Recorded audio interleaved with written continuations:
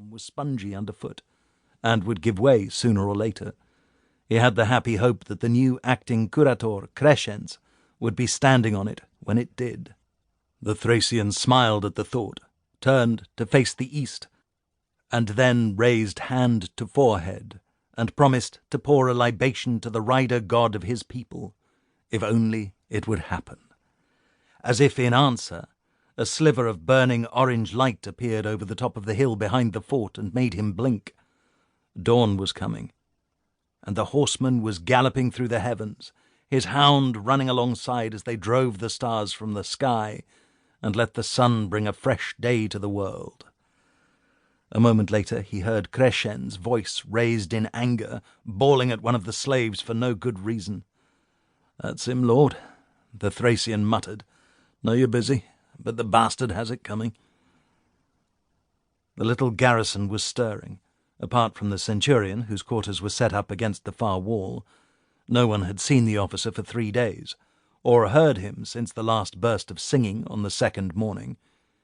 It happened every month or so, and by now the Thracian knew the pattern, and guessed that the centurion Flavius Ferox would be half sober by tonight, or maybe tomorrow morning. Most of the time Ferox did not drink a lot by army standards, and did his job well. He was a centurio regionarius, the centurion in charge of the region around here, tasked with keeping the peace and the rule of law, so that the army knew what was going on and the locals were content and willing to settle their disputes without lopping each other's heads off. Ferox was a Briton, albeit from a tribe living far away in the southwest, and although men said that this was why the locals trusted him, the Thracian doubted that it was the main reason. The centurion was a hard man, grim-faced, but was known for keeping his word, and never giving up.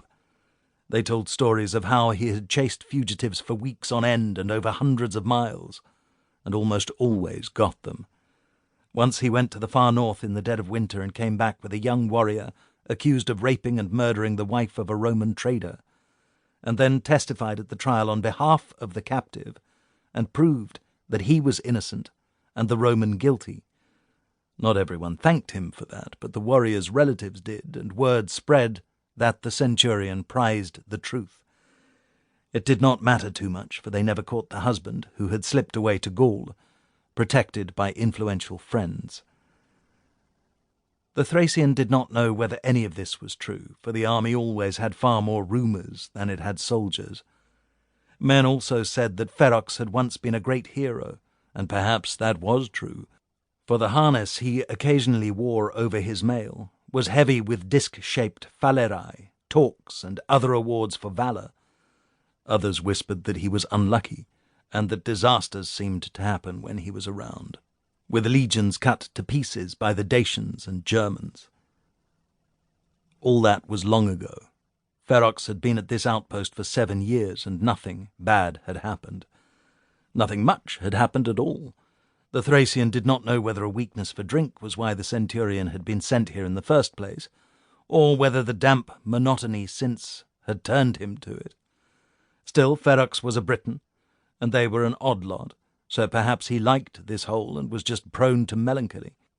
When he arrived, he'd had someone paint a much bigger sign with the word Syracuse in tall, elegant letters, and had had this nailed above the message left by Duo Adiutrix.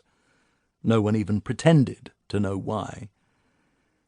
The light was growing, and it was nearly day, which meant that the Thracians' 4 hours on guard would soon be over. Built for some 50 men and a dozen horses and mules, the outpost Syracuse now had less than half that number, and so Crescens had decided to inflict double watches on everyone, since Ferox had shut himself away. The curator was parading his little power as garrison commander, picking on all those he did not like. Fortunately, that was just about everyone, so that the burden was shared.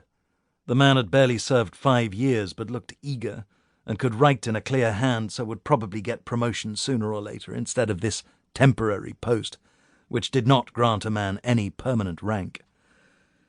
Stamping his feet to bring them back to life, and taking care to step over the soft plank, the Thracian went to the parapet on the outer side of the tower, and looked out across the valley. The small village on the far side seemed quiet, although no doubt the women were stirring the hearth fire.